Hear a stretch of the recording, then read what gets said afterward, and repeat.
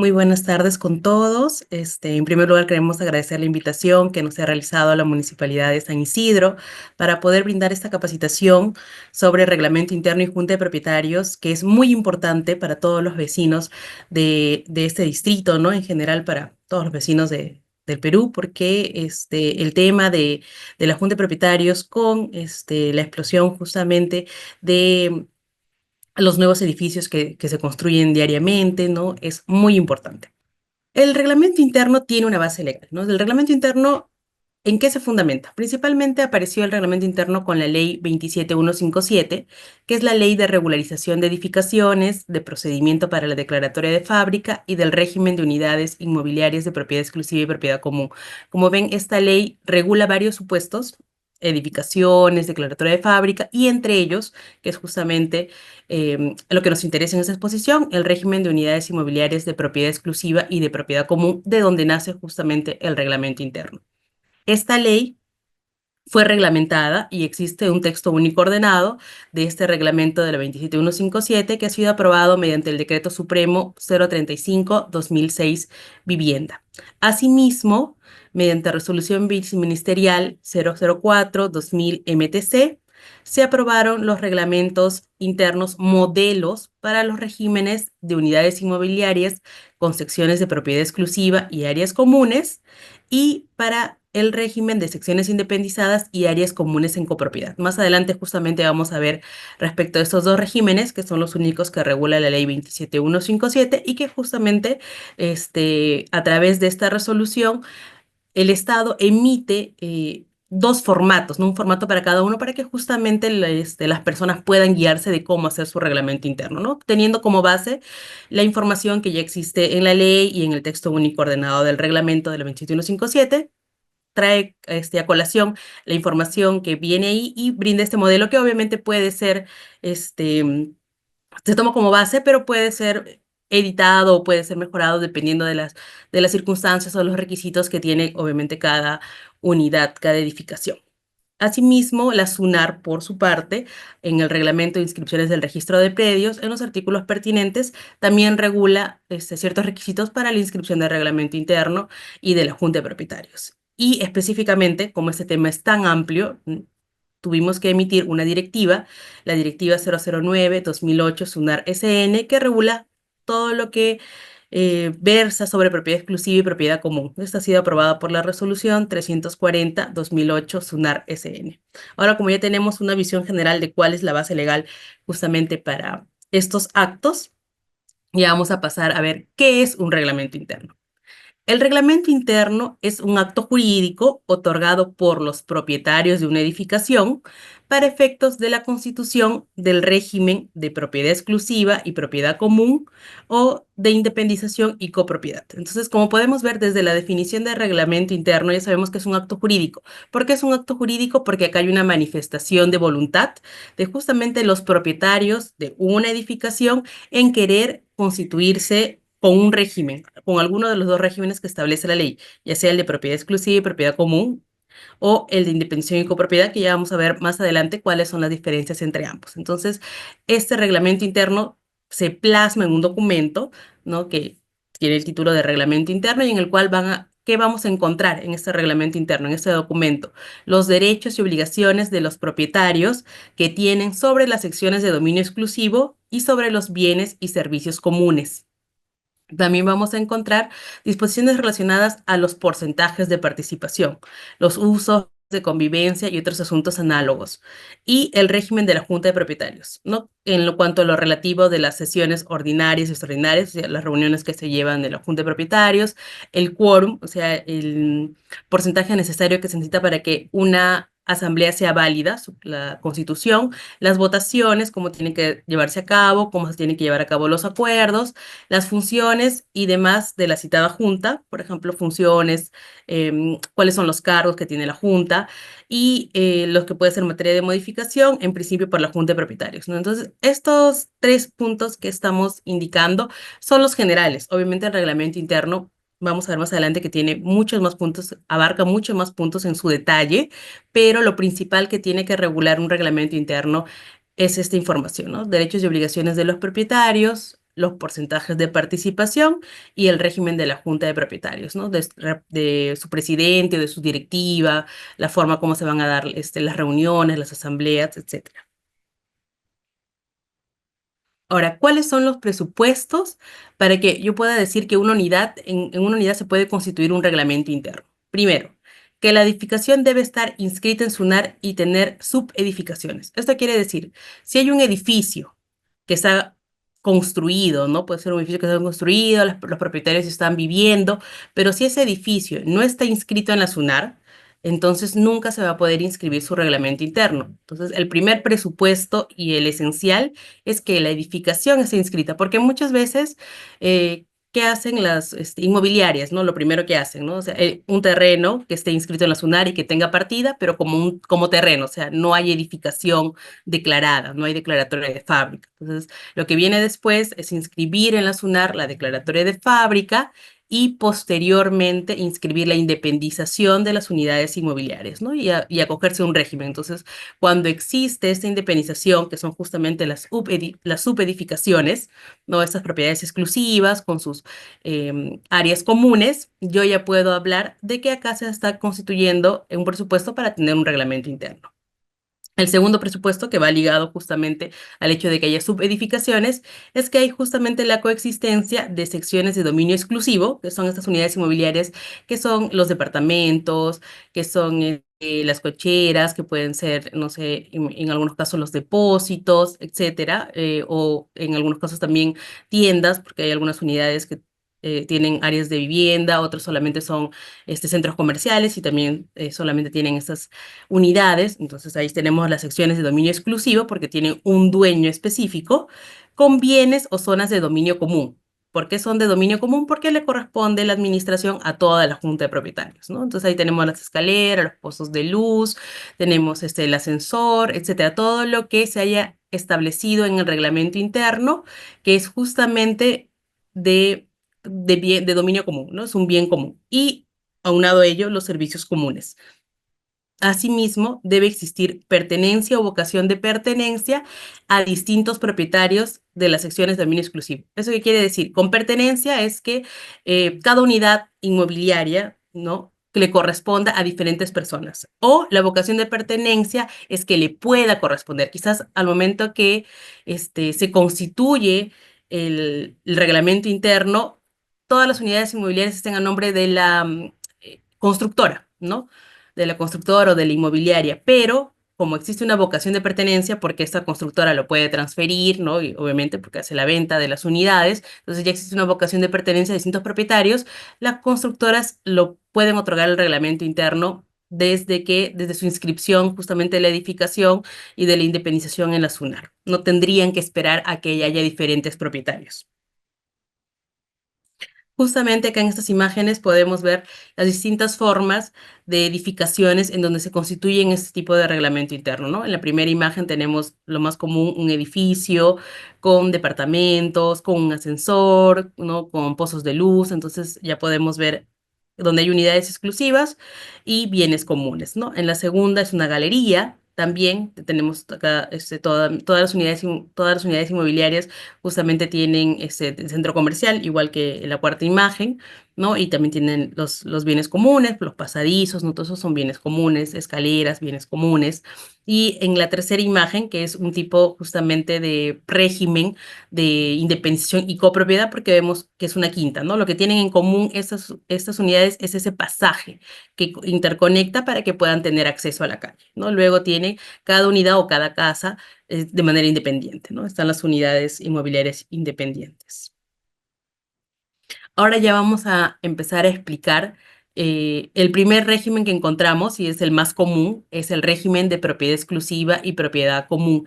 Justamente este tipo de régimen está regulado en el artículo 129 del tubo de la ley 27157 y establece que el régimen de propiedad exclusiva y propiedad común es el régimen jurídico que supone la existencia de una edificación o un conjunto de edificaciones integradas por secciones inmobiliarias de dominio exclusivo, o sea, que pertenecen a propietarios específicos, ¿no? Distintos propietarios, y bienes y servicios de dominio común, lo que hemos visto, ¿no? Los edificios, por ejemplo, ¿no? Aplica edificaciones de departamentos de diferentes usos, a centros y galerías comerciales o campos feriales, y a otras unidades que tengan así bienes comunes.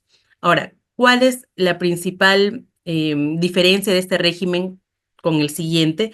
Es el que el terreno sobre el cual se levanta la edificación es común.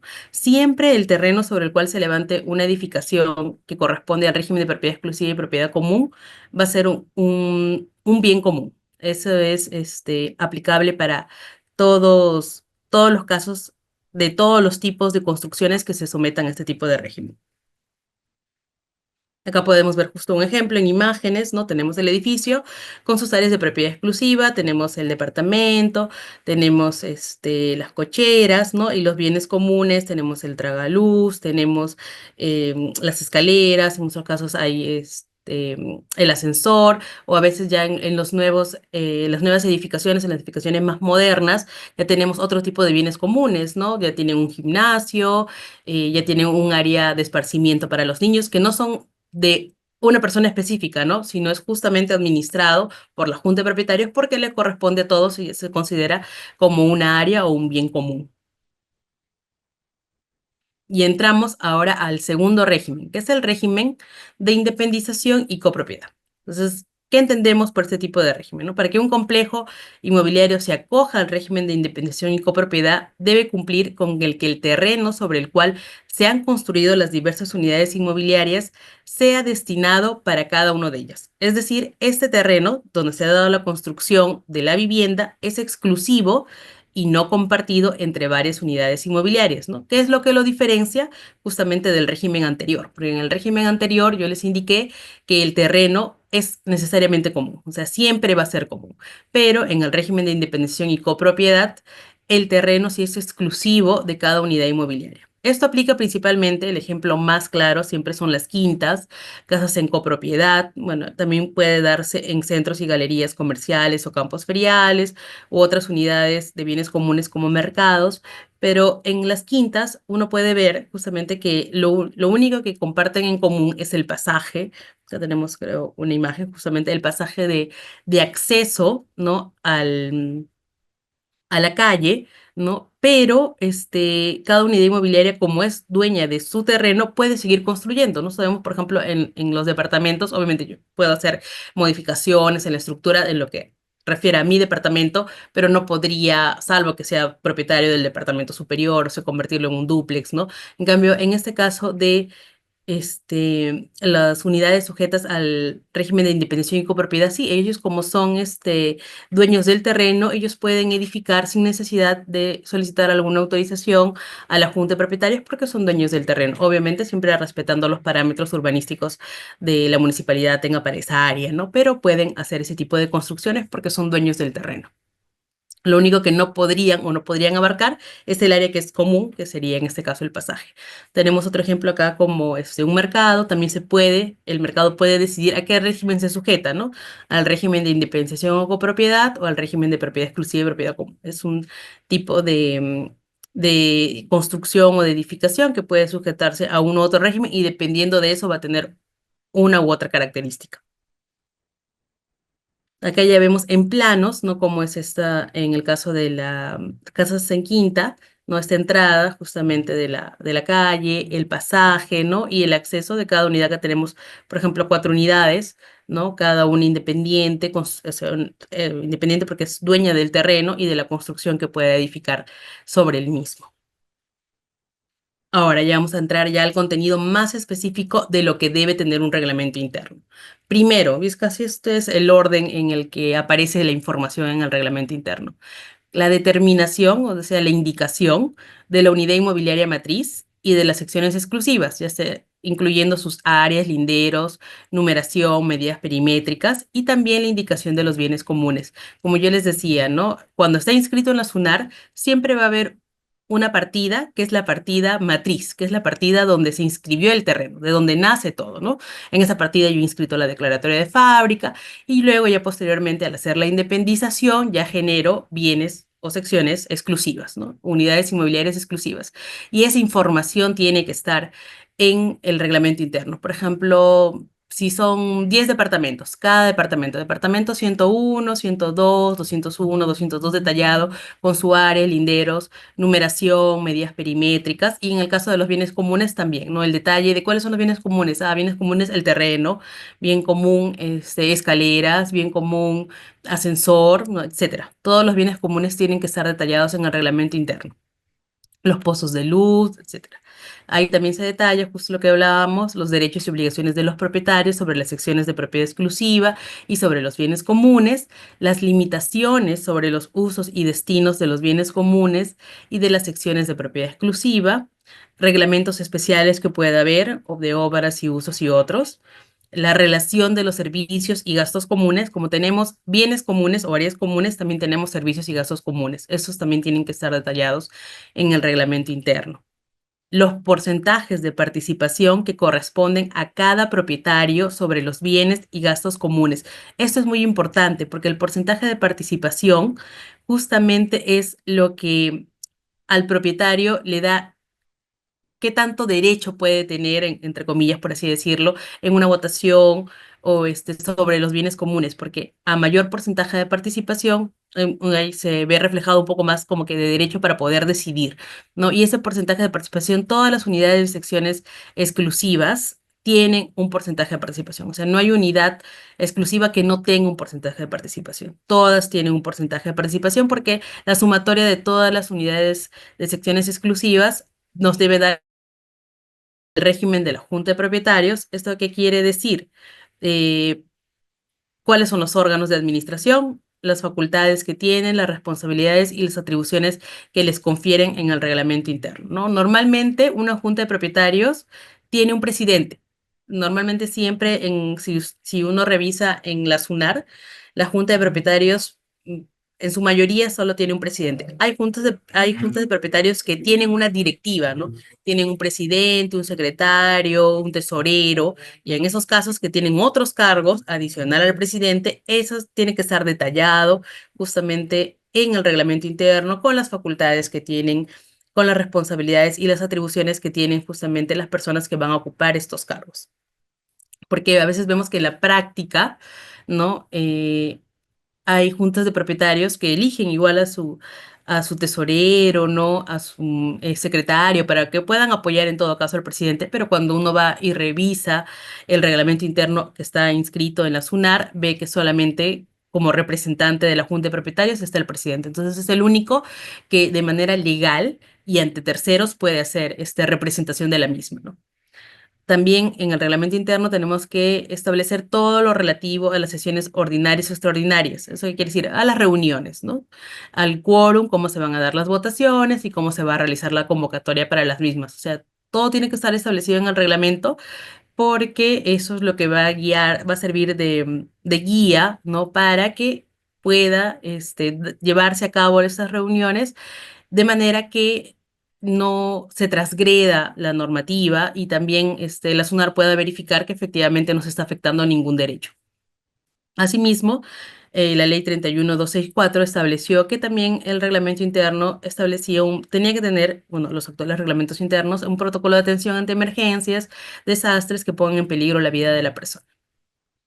Ahora vamos a ver, el reglamento interno puede ser modificado. Ahora, ¿qué porcentaje de participación necesito yo para realizar algún tipo de modificación en el reglamento interno? Si es una modificación común, ¿a qué nos referimos una modificación común? Por ejemplo, si quiero modificar lo que es derechos y obligaciones, si quiero modificar información respecto, no sé, a la junta de propietarios, entonces ahí yo necesito una mayoría absoluta. Es decir, más del 50% del total de los porcentajes de participación. No hablamos del total de propietarios, sino de los porcentajes de participación, porque puede ser que entre dos propietarios sumen 51%. Entonces, con la reunión de dos propietarios, yo ya tengo mayoría absoluta, ¿no? Entonces, siempre vayamos viendo qué es del porcentaje de participación.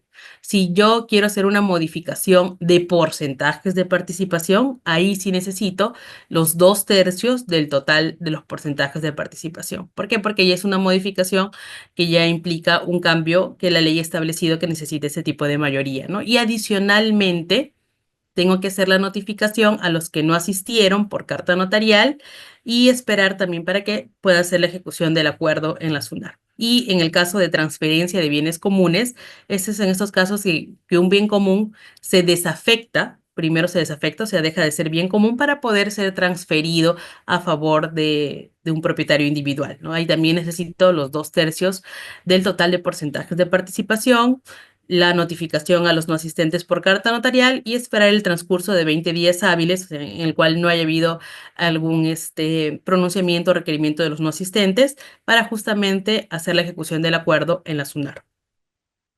Ahora, una vez que ya hemos visto todo lo respectivo a al reglamento interno, vamos a ver lo que concierne a la Junta de Propietarios. Primero, la Junta de Propietarios es un ente que está constituido por todos los propietarios de las secciones de propiedad exclusiva de la edificación y tiene la representación conjunta de estos, ¿no? Queda constituida la Junta de Propietarios con la sola inscripción del reglamento interno y su finalidad es conservar y mantener los elementos, bienes y servicios comunes para un adecuado disfrute de cada una de las secciones exclusivas, ¿no? La Junta de Propietarios no tiene personalidad jurídica. ¿Esto qué quiere decir? Que la Junta de Propietarios no es como una persona jurídica, como una empresa, como una asociación, sino es un ente creado de manera, pues, legal por la ley 27157 para darle de alguna forma representación a todos los propietarios de una edificación. Ahora, ¿qué características tiene esta junta de propietarios?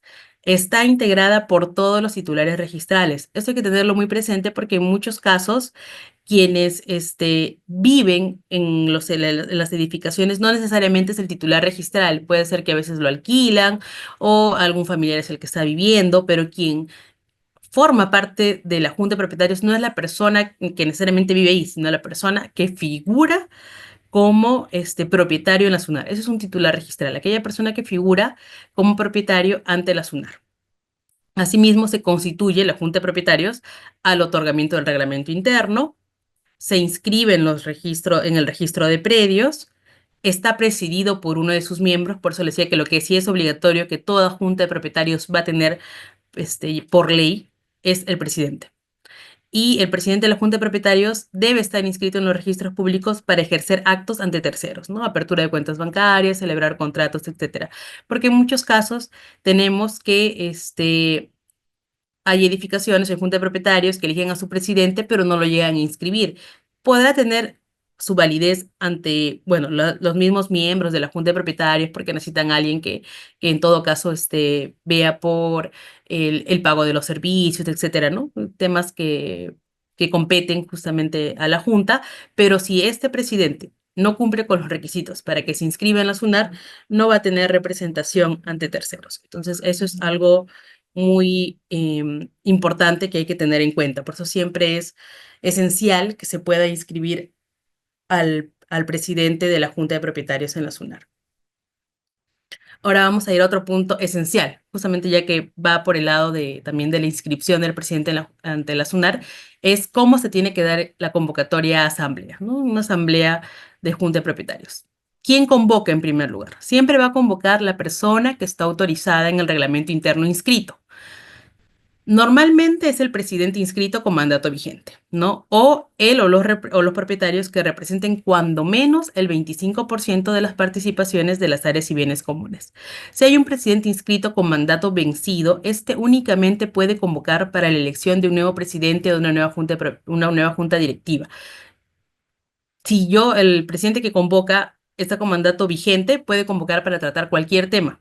Los propietarios que representen cuando menos el 25% de participaciones también pueden convocar para cualquier tema. En estos casos, o sea, se da esta convocatoria por esos propietarios cuando no existe, nunca se ha inscrito un presidente o el último ya caducó y no hay quien convoque, entonces se pueden juntar los propietarios que representen el 25% y hacer la convocatoria o bien para elegir a un nuevo presidente o una nueva junta directiva, o bien para tratar algún tema que sea pues, de interés de la junta de propietarios. ¿Cuál es el plazo de convocatoria? La ley establece que como mínimo tiene que darse con una anticipación de 5 días calendarios. Los reglamentos internos pueden establecer un plazo mayor, nunca menor, al establecido en la ley. Como mínimo 5 días calendarios. ¿Cuál es la formalidad de la convocatoria? Siempre tiene que ser a través de un documento que permita dejar constancia de su recepción. En estos casos, carta, esquela de notificación, etcétera. ¿Cuál es el contenido de la esquela de convocatoria? El contenido tiene que estar el lugar, el día, la hora en que se va a celebrar la sesión y la agenda, es decir, cuáles son los temas a tratar. El nombre o nombres, en el caso de que sean varios propietarios los que convoquen, de quienes realizan la convocatoria. Eso es esencial. Todos los puntos que estamos tocando acá son esenciales que de todas maneras tienen que estar establecidas en la convocatoria a asamblea. También tiene que, bueno, estar establecido ya el lugar de la reunión, que siempre va a tener que ser, en estos casos, en el predio, o sea, en el mismo edificio. Y también se puede dar la representación en una sesión de junta de propietarios. Los propietarios pueden hacerse representar ante la junta por otras personas. En esos casos tienen que hacerlo por escrito y con carácter especial para cada sesión. La representación se acredita ante la junta y debe constar en el acta. Como ven, la ley no establece que la representación tenga que darse por carta poder con firma legalizada ni por escritura pública. Lo pueden hacer así si gusta el propietario, pero no es necesario con tal que esté por escrito y que sea específico para la sesión, es suficiente. Y esta justamente representación se acredita solo ante la Junta. Lo único que hace la Junta es obviamente dejar constancia en el acta de que el propietario ha sido representado por tal persona, porque no es de competencia de los registros públicos que verifique o que se acredite ante los registros justamente esa representación, porque eso le compete a la Junta de Propietarios. Acá podemos ver justamente un modelo de convocatoria, ¿no? La Junta de Propietarios correspondiente al edificio tal, convoca a los propietarios a la Junta General Extraordinaria que tendrá lugar el próximo día, miércoles 18 del 2021 a las 7 horas en primera convocatoria, a las 7:30 en segunda convocatoria y que tendrá lugar en, ¿no? el tercer piso del edificio. Y la agenda es la siguiente, ¿no? Presentación, aprobación de modificación de reglamento interno, nombramiento de junta de propietarios, etcétera, ¿no? Y firma justamente la persona que está convocando, la fecha en la que está convocando, y bueno, y el firmado por el propietario es como la constancia de recepción por parte del propietario. Ese es un modelo de una esquela de convocatoria. Ahora, una vez que se ha dado la convocatoria, ya pasamos justamente a la realización de la asamblea. Entonces, esa asamblea tiene que estar plasmada en un acta. ¿Y esta acta qué tiene que tener? En primer lugar, el lugar, la fecha y la hora en que se está realizando la sesión. Este lugar, fecha y hora debe coincidir justamente con el lugar, fecha y hora que se ha establecido en la convocatoria, porque siempre tiene que haber relación, no puede ser diferente, porque eso sería motivo de observación por parte del registrador. La lista de propietarios concurrentes con la indicación de su porcentaje de participación. Entonces, yo voy a poner que existió el propietario, no sé, la propietaria Rosana Blanca Vanillas del departamento 101, que tiene un porcentaje de participación del 10%, ¿no? Y así voy indicando todos los asistentes con la indicación de su porcentaje y obviamente a qué unidad inmobiliaria, por qué unidad inmobiliaria están asistiendo, ¿no?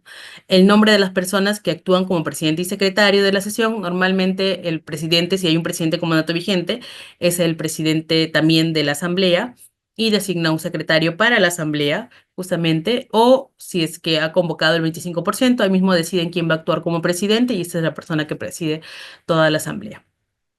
También tiene que estar en el acta los puntos de la agenda, que son los mismos puntos que se establecieron en la convocatoria, la forma y el resultado de las votaciones y los acuerdos adoptados. En muchos casos puede ser que este acuerdo haya sido adoptado por unanimidad, o sea que todos estaban de acuerdo. Es suficiente con poner que el acuerdo ha sido adoptado por unanimidad para que la SUNAR ya vea que esa ha sido la forma en la que se han dado las votaciones o en otros casos ha sido por mayoría, ahí sí se tienen que indicar cuántos votos a favor, cuántos votos en contra. No es suficiente con indicar solo que ha sido por mayoría.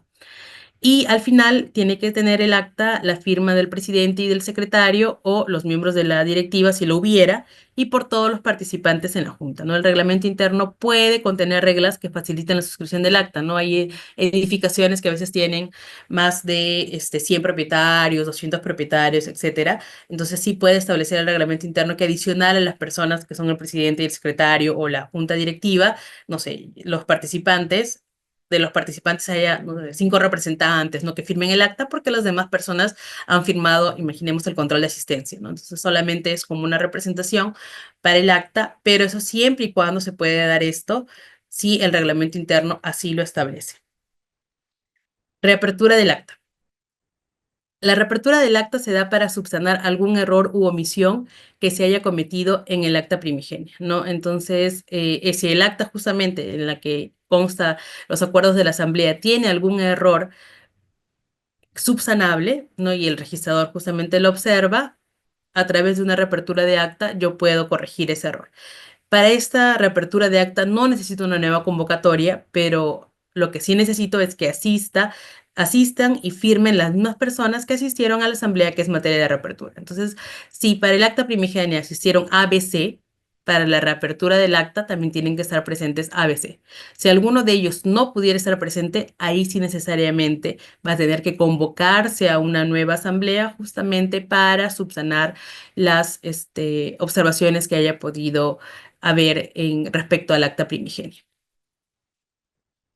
Acá tenemos un modelo de acta, ¿no? Es que establece justamente la hora, el día, el lugar donde se está llevando a cabo, los asistentes, ¿no? Por ejemplo, el señor Hugo Antonio, en su condición de propietario de la unidad 2 con un porcentaje de participación de tanto. El señor Josué Flores, como propietario de la unidad inmobiliaria 1 con tal porcentaje de participación. No es por ejemplo, una junta de propietarios donde han asistido los dos únicos propietarios que suman el 100%, ¿no? Acá establece también quién actúa como presidente y están los puntos de agenda, ¿no? Y cómo se toma el acuerdo y bueno, ya la conclusión del acta más adelante. Entonces esto puede ser como un modelo, no importa la redacción, o sea, cada junta de propietario es libre en la forma en cómo va a redactar el acta, pero lo importante sí es que tengan los puntos esenciales que les he indicado del contenido. Ahora vamos a ver cuáles son los actos inscribibles de la Junta de Propietarios. Lo que se inscribe en la SUNAR es justamente la inscripción de la Junta de Propietarios que se da conjuntamente con el reglamento interno. La elección del presidente de la Junta de Propietarios, que eso sí no es obligatorio que se dé con el reglamento interno, puede darse en ese momento o puede darse de forma posterior. La renuncia al cargo del presidente o cargo de la junta directiva, la sustitución, remoción o revocatoria del cargo de presidente o de la junta directiva, ¿no? Estos dos últimos son ya en caso de que haya algún representante inscrito. Ahora, en la elección del presidente de la junta de propietarios, ¿no? La designación puede constar en el mismo reglamento interno, hablamos del reglamento interno primigenio, pero será obligatorio si existiera pluralidad de propietarios al registrar el reglamento. Porque, como les decía, ¿no? En muchos casos, la inmobiliaria es dueña de todas las unidades inmobiliarias. Entonces, como hay un solo propietario en sí, no es obligatorio que se designe un presidente. En caso, sí, ya desde la constitución del reglamento interno hubieran diferentes propietarios, sí es obligatorio que se nombre ya un presidente de la Junta de Propietarios. Esta inscripción del presidente de la Junta de Propietarios se realiza en mérito al acta de Junta de Propietarios en donde consta el acuerdo adoptado con las formalidades establecidas en el reglamento interno. El presidente siempre debe ser uno de los miembros de la Junta de Propietarios y ejercerá la representación legal de la misma. Eso tienen que tenerlo muy presente porque no puede ser presidente un tercero que sea ajeno a la Junta de Propietarios, o sea, una persona que no esté inscrita como titular registral en la SUNAR. Y la junta de propietarios se inscribe en la partida matriz. Como ya hemos dicho, siempre hay una partida de donde nace el terreno y ahí es donde se hacen las inscripciones que corresponden a la junta de propietarios y a modificaciones en el reglamento interno. El reglamento interno puede disponer la constitución de una junta directiva, ¿no? Y en estos casos, o sea, ya hablamos de un presidente, un secretario, un tesorero, por ejemplo, se debe indicar cuál es su composición, o sea, cuáles son los cargos y cuáles las funciones que va a desempeñar cada uno de ellos.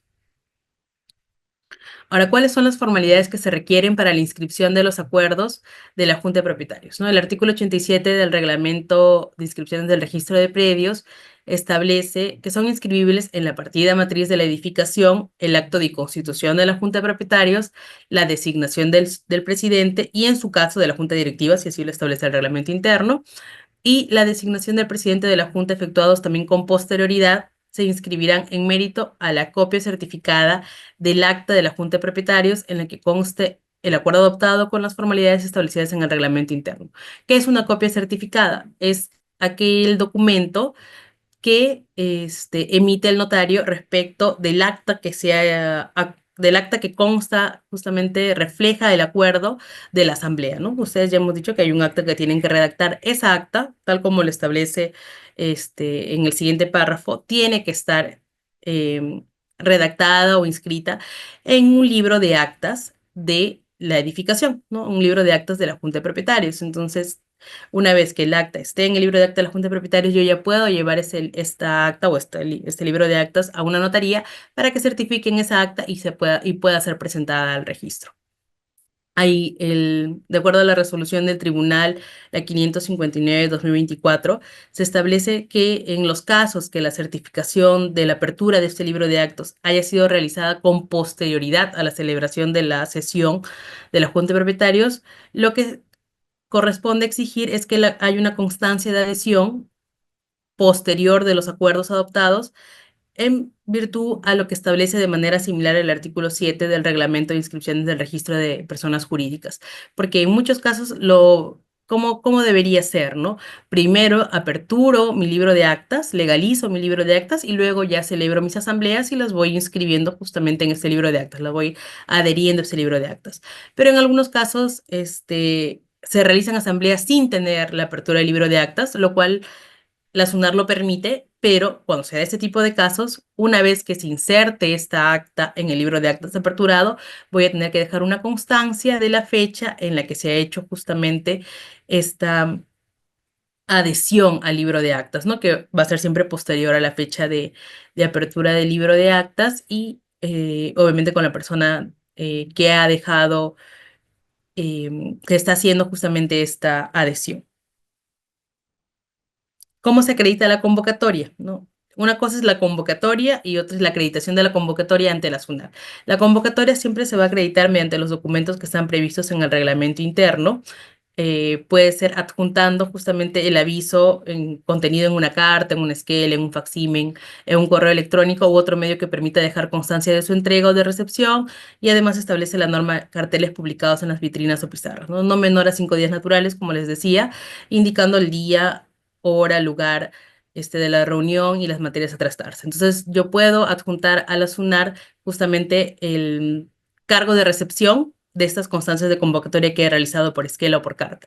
Pero si no tuviera esos documentos, lo que normalmente se aplica es que presente la persona que ha realizado la convocatoria una constancia formulada, bueno, en este caso por el presidente o persona que ha realizado la convocatoria, con sus datos de identificación y certificación notarial, la declaración de que la convocatoria se ha realizado conforme a lo establecido en el reglamento interno. Entonces, esto es como una declaración jurada, ¿no? Yo, por ejemplo, si yo he sido la que ha convocado, en mi calidad, imaginemos, de presidente de la Junta de Propietarios, ¿no? Yo, Rosana Blanca Vanillas, con DNI número tal, con todas las generales de ley, declaro que la convocatoria, la asamblea, tal, ha sido realizada conforme a lo establecido en el reglamento interno, conforme al siguiente detalle, ¿no? Y detallo toda la información de la convocatoria como tal, o sea, el día, el lugar, la fecha, la hora, ¿no? La agenda, ¿no? Cuándo se realizó la convocatoria, quién realizó esa convocatoria, toda esa información para que el registrador pueda verificar que está acorde con lo establecido en el reglamento interno, firmo y voy a un notario que certifique mi firma justamente para que eso pueda ser presentado ante la SUNAR en conjunto con la copia certificada del acta imaginemos, de la elección del presidente. Ahora ya casi ya llegando un poco al final, queríamos mostrarles unos modelos de partida matriz, ¿no? Yo les decía que justo la inscripción del reglamento interno de la Junta de Propietarios se da en la partida matriz, que es la partida donde nace la edificación, ¿no? Acá vemos en este primer modelo que tenemos un asiento de reglamento interno, ¿no? En la siguiente página tenemos un asiento de la Junta de Propietarios en el reglamento interno. Lo que hace la SUNAR siempre, tengamos presente eso, principalmente es que la SUNAR extrae lo principal o lo esencial que tiene que publicitarse en la partida. O sea, no va a hacer una transcripción exacta de todo el reglamento interno, porque el reglamento interno puede contener, no sé, imaginemos, a veces ahí está, no sé, quizá 40, 50 páginas de reglamento interno, en algunos casos que son muy extensos, ¿no? La SUNAR lo que va a hacer es una transcripción de lo principal. ¿Qué es lo principal? Establecer cuáles son los bienes comunes, las propiedades exclusivas, porcentajes de participación. Esa información la van a encontrar en la partida matriz. Pero si ya quieren ver, por ejemplo, obligaciones de los propietarios, etcétera, u otro tipo de acuerdos que establecen, ya tienen que ir al título archivado para ver ya el reglamento interno como tal que fue presentado ante la SUNAR.